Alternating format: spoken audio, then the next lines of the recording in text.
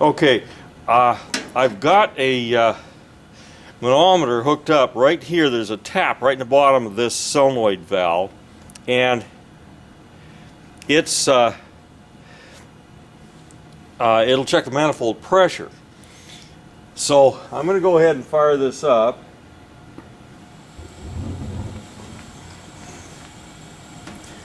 Okay, now we're showing about 2.6 on manifold pressure.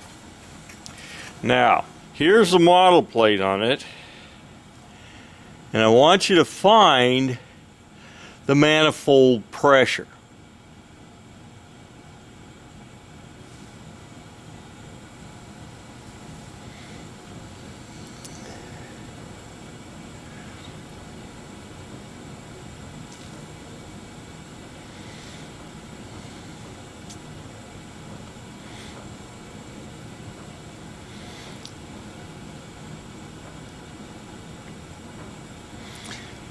Okay, you probably had the same issue I had. It ain't on there. So, what are you going to do?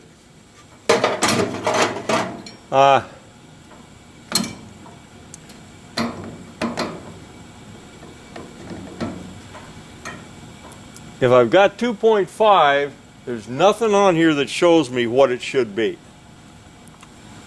So, why did I put this thing on here? Heck if I know. It's certainly not going to do me any good. Most of these things are 3.5 inch water column, but because this one does not tell me it's 3.5 inch, I better not do it. So I'm going to go out and clock the meter. Okay, I clocked the meter on this thing. The input is 75,000, and I was showing 65,000, so it's quite a bit lower. So I'm going to go ahead and fire this up, set the manifold pressure to, well, I'll probably set it to 3.5, and we'll see how that clocks out.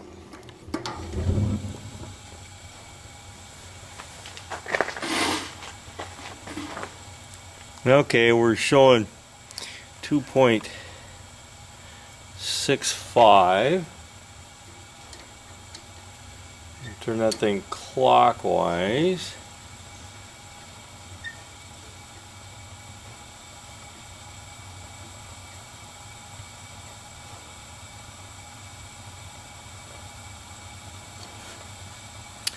Call that good.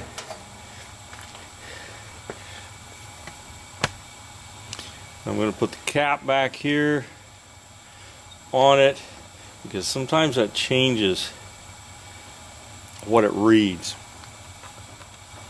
And now I'm going to go out and clock the meter. Okay, I noticed this thing went up just a little bit when it started adjusting, and I went out and clocked the meter, and it clocked exactly 75 at 3.5 inches water column. So 3.5 inches is pretty much where it should be at 3.53 or 3.52. Seem to come out right on the money. So this one is 3.5 inches water column, and it's been out of adjustment for who knows how long. It was actually under fired by, well, I don't know, 20% anyway. So, but anyway, it's been running under fired this whole time. And the rust problem was no worse than I'd expect on any appliance of this type, of this age. So must not have been condensing water in this thing or anything like that. But anyway, it was under fired. And now we're going to go ahead and set the burner primary air adjustments.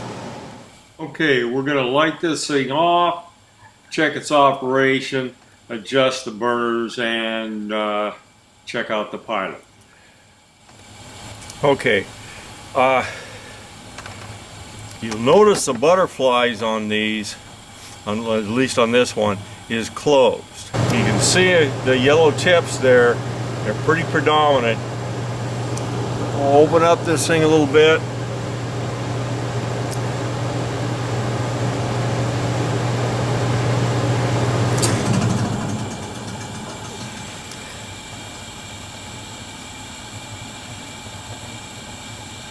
Okay, looks like we pretty much gotten rid of the yellow tips, and then you tighten down the adjustment and you're done.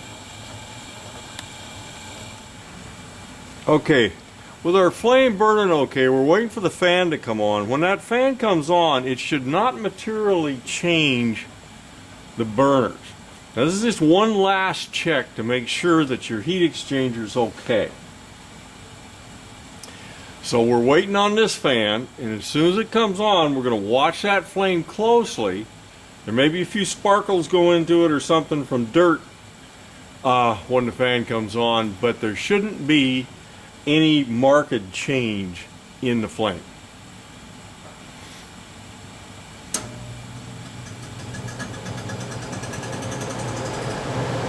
Okay, your fan's on, and that flame didn't change at all.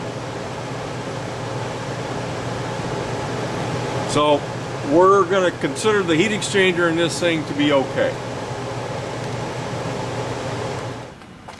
Okay, the last thing I'm going to do in this part of the service is I'm going to turn on the burner, and I've disconnected one of the wires off the fan because I want to see if the limit switch works. Any service you do is you got to check a limit every time. So I'm going to hook it up, and we're going to let it run. Burner's on, and we're going to wait for this thing. If you want to, you can put a temperature probe in the ductwork. You'd have to put it downstream, don't put it directly above the heat exchanger, and you can see what temperature you get to. It's not the most accurate way, but it's probably as good as most anything else. It shouldn't be more than 3 or 4 minutes while it's on. Okay, it has shut down, so you know the limit switch works. Now I've hooked the fan back up and put the power to it, and the burner should come back on reasonably quickly.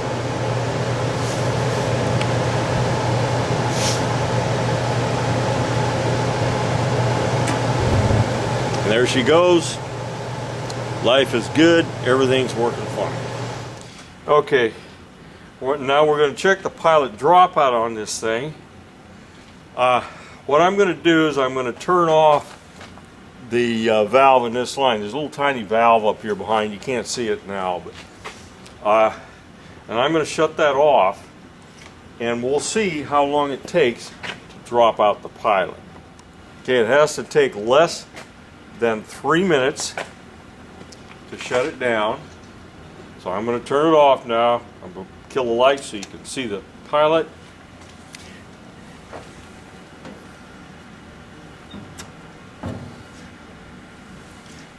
Okay, I've started this thing, and the Pilot's off, so it's got to be less than 3 minutes. Okay, just stopped at 49 seconds. So it's okay.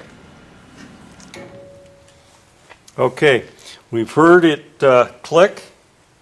I'm going to turn this valve back on, because the last thing we've got to do here is we've got to check to see if that Pilot, if the valve is leaking by. So I'm going to shut the light off and then just turn on the torch here. I'm going to try to relight that Pilot. Okay, you see it's not relighting, and that's how it should be. You want to make sure when you shut this down, or when the safety's out, that you turn that gas back onto the Pilot, and then make sure that that valve actually did close. That's what you're looking for.